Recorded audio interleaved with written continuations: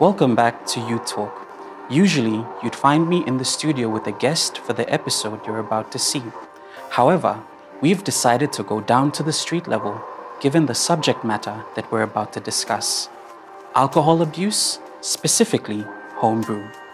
We as Papua New Guineans have all seen the violence connected to alcohol abuse, and I'm sure that you out there know someone close to you who has been through this. I have met, therefore, a number of individuals who have been able to shed some light on this very serious issue.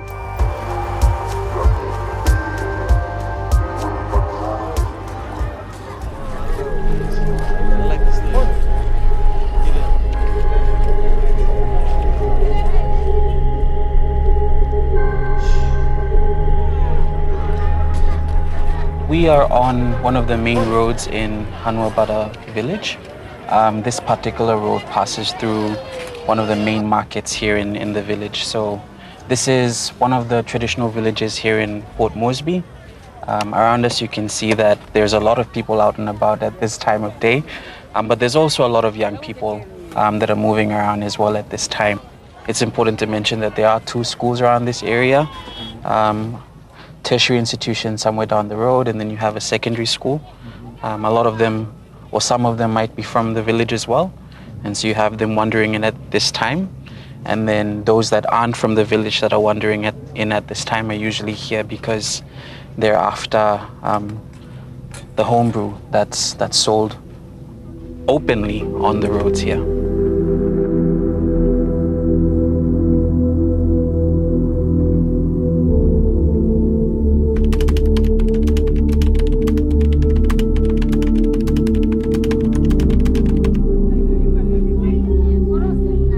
Homebrew or alcohol is really one of the main instigators, or one of the main things that fuels a lot of the fights that we see, especially between schools or between young people from different areas of Port Moresby. We did have a phase where school fights were a common thing to happen, and a lot of times the young people participating in these school fights had abused substances. They were drinking, they were drunk, they were under the influence, and that put them in a state where they had no issues whatsoever, going and starting a fight.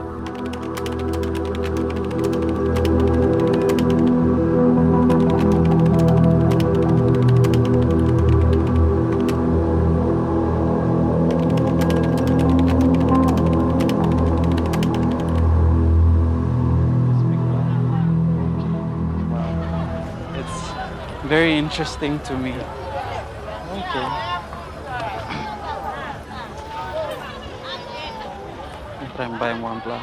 Hello. You selling more hamas? 5, 10, 20. Okay, so this time 10 kina. Me can say one pla. But you can talk to me or some like one time all been walking. This laya. I stay at or you walking. Okay. Alright. First time to me come kiss him is like something. Alright. Okay.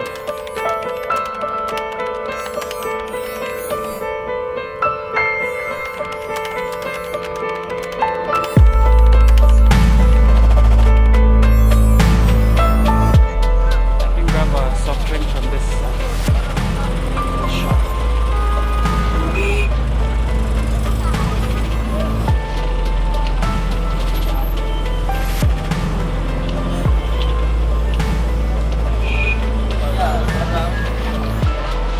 So what do people usually mix it with when they come in? People mix it with juice, anything. Some they mix it with Coke. Usually when people do it in Great, then the lipo juice, and then it just usually would go into a cup or something from a water bottle. Maybe let's get another juice.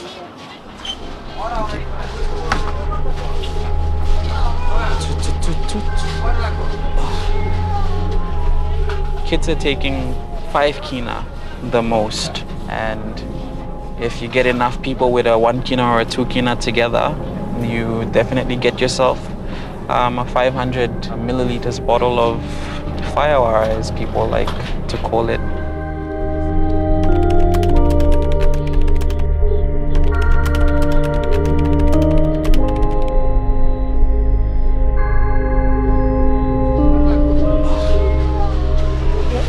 Have you seen over the last like 5 or 10 years the population growing a lot in this place? Oh, it's just expanding rapidly. Yeah.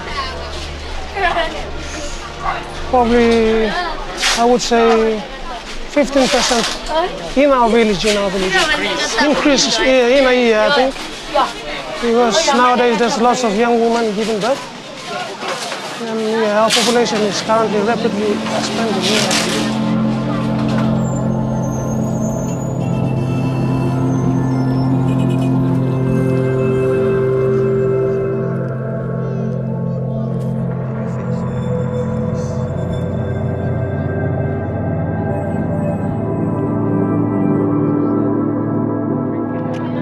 This is just grape juice. Should I just leave that bit inside? What's the proper measurement? You have to build a papa. I have to. Yeah. Okay. Your mix is way up. So You can drink some more. drink some more. This is the alcohol. So do you know how they make the alcohol here? It's quite strong. It's quite strong. Okay. So let me just make sure I get the right amount in there. Tell me when to stop. Keep going. Ooh. Stop. Okay. All right. Man, I'm just gonna. See, I'm already experienced. Just the sip. Just okay. Just the sip. Ooh. Well, the taste of the juice is definitely gone. You don't really feel the alcohol. You don't really feel it? Maybe because I didn't pour in enough?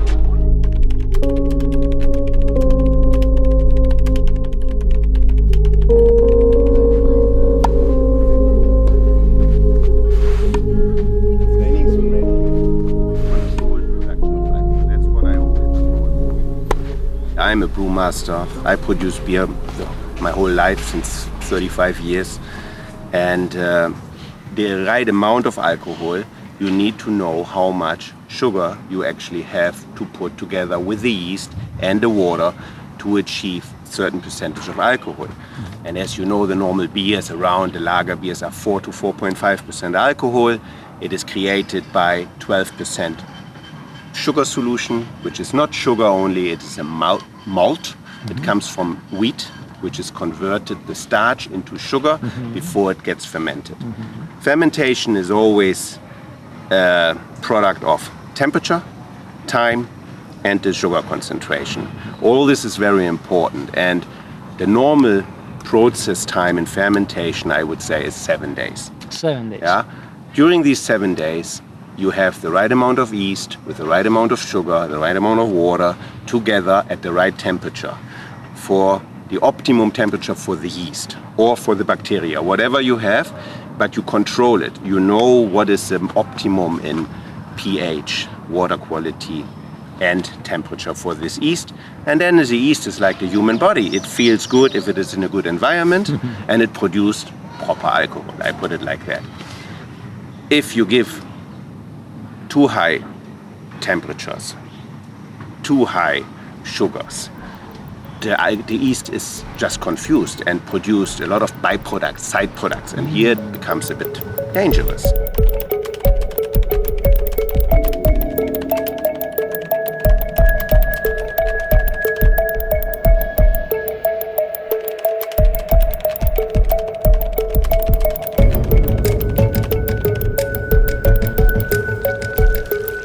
So you just put a pineapple juice or an apple juice or whatever and leave it for a couple of days in the air, and then it just ferments because it's yeast in the air, it's bacteria in the air who converted the sugar of that fruits into alcohol. But then you have not that strong alcohol. Then you need to go to the distilling process, and that's what I believe these guys do. They have a little distillery outside, so they evaporate the alcohol which then becomes clear like that because there's no color. So I don't think it's coming out of a fermentation process because you would see the yeast, you see. So this one is distilled or punched. You can also buy alcohol, right? What's punched? What does it mean, punched? You just buy alcohol from the pharmacy and mix, which is 92% or 97%, and mix it up with water. And then you have it. You can calculate. You want 40%? This is a mathematical calculation, and I make you that, you know.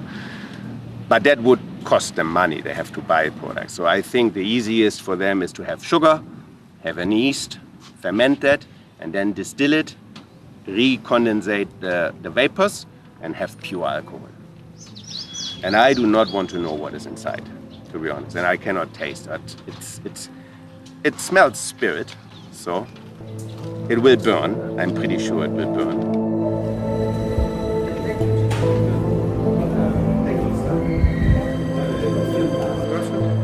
Look, this is hand sanitizer. Give me your lighter. Yeah. This is definitely 75%, yeah?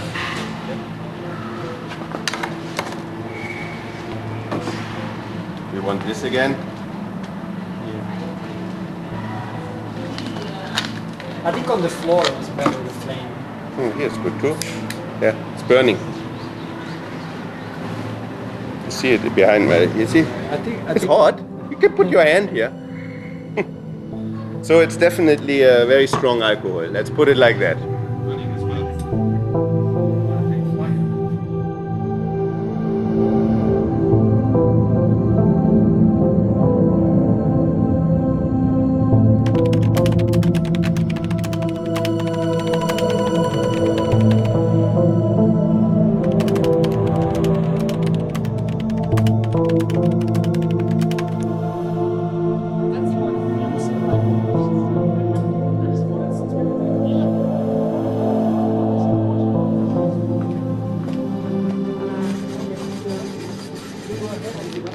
So ideally, we'd like to find out what the alcohol percentage is in it, just because of the fact that it's made in an uncontrolled environment, and people do buy it freely without actually knowing what the alcohol content is and whether that's safe for consumption. All right, so basically all samples need to be stabilized first in the 20-degree bath. So that's why she's putting it there. From here, she will take the sample, and because we have to dilute it, she'll need to pipette out with the pipette. She will dilute, yes, it's distilled water. So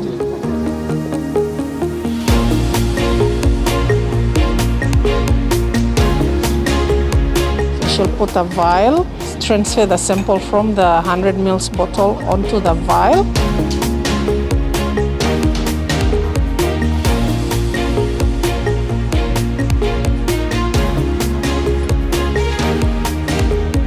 From the vial, she will need to take the sample out with a syringe and then inject it into the instrument.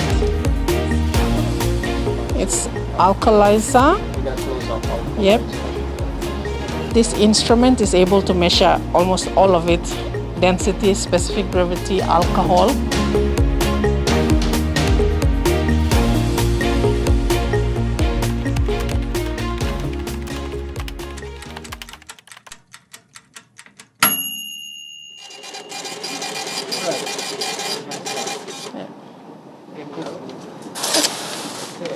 Let's read it, yeah? Yeah, it's 4.5%, which means that you'll need to multiply by 10. So it's 45%. Okay.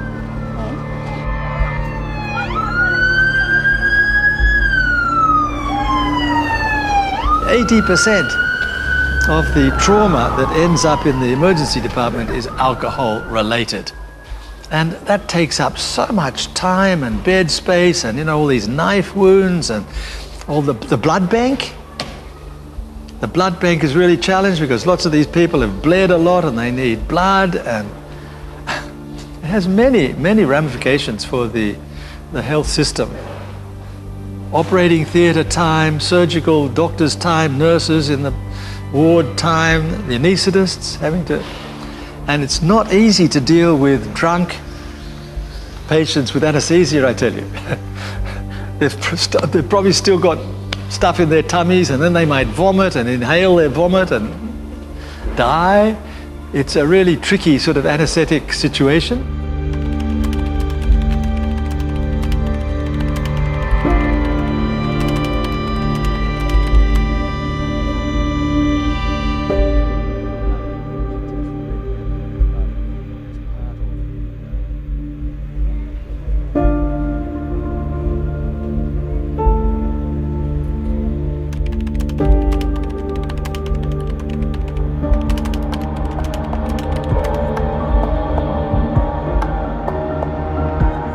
We've developed this enzyme in our livers that deals with the metabolism of alcohol. And men have more of it than women. So men can handle a bit more alcohol safely than women can. Average amount of alcohol that can be metabolized in 8 hours is 2 standard drinks. Now, 2 standard drinks is 2 stubbies of beer, 2 glasses of wine, or 2 nips or little drops of spirit. That's as much as your liver can metabolize without any problem in 8 hours. Now, if you take in more than that, then the liver it can't cope with the amount of alcohol that you've taken in. So you start building up concentrations in your blood, which then start having bad effects in your body. So you start getting liver damage, and if you do this over and over and over again, then you get what's called a cirrhotic liver, which means lots and lots of scarring in your liver from all the cells that have been killed, and then the liver has tried to heal up and produces scarring as it tries to heal up from the micro damage that's occurred by taking in too much alcohol, more than your liver can metabolize within an 8-hour period.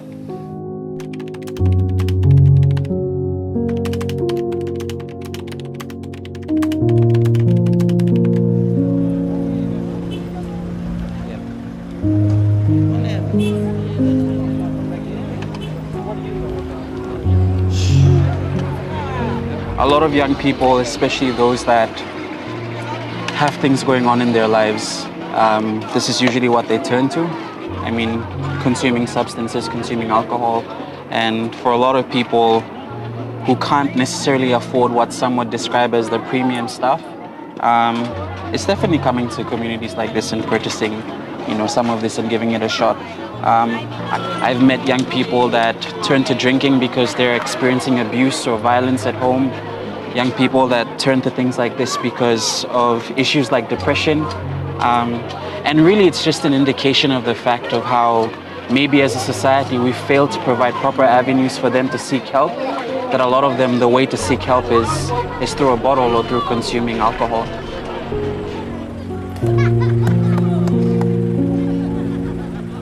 I think a lot of times when we talk about young people that are abusing substances, people see them as a nuisance to society, or, they just want to be out there creating trouble, when that's not the case. They need help, and we just don't have enough channels to properly help them.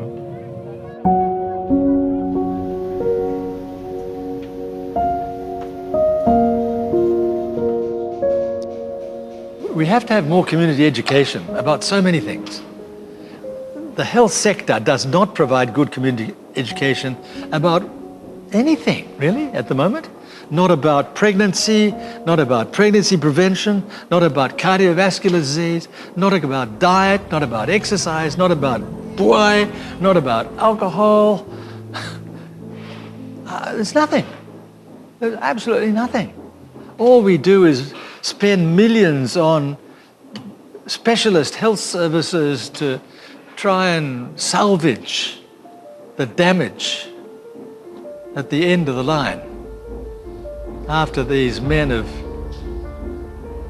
damaged all their arteries and metabolically knocked themselves into diabetes.